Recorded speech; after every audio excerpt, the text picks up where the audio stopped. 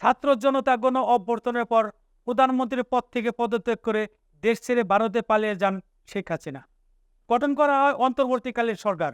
এরপর থেকে একের পর এক মামলা হতে শুরু থাকে সাবেক প্রধানমন্ত্রী আওয়ামী লীগের সভানেত্রী শেখ হাসিনার বিরুদ্ধে। তো 21শে আগস্ট পর্যন্ত সাবেক প্রধানমন্ত্রী শেখ হাসিনার বিরুদ্ধে মোট 33টি মামলা দায়ের করা হয়েছে। যার মধ্যে 27টি মামলা হত্যাকাণ্ডের, 4টি মামলা মানবতা বিরোধী অপরাধ এবং গণহত্যার দায়ে। সর্বশেষ মামলা হয়েছে সিলেটে। শেখ হাসিনা ও তার 86 জন নেতাকর্মীর বিরুদ্ধে বুধবার 21শে আগস্ট মামলা দায়ের করা হয়। গত 4 আগস্ট সিলেটে আন্দোলনকারীদের উপর হামলা করার এই মামলা দায়ের করা হয়। সিলেট মহানগর আদালতের ম্যাজিস্ট্রেট সুমন ভূঁইয়ার কাছে এই মামলা দায়ের করেন সিলেট জেলা ছাত্র দলের ভারপ্রাপ্ত সভাপতি জুবায়ের আহমেদ। এতে শেখ হাসিনা ও তার বোন শেখ রেহেনাকেও আসামি করা হয়েছে।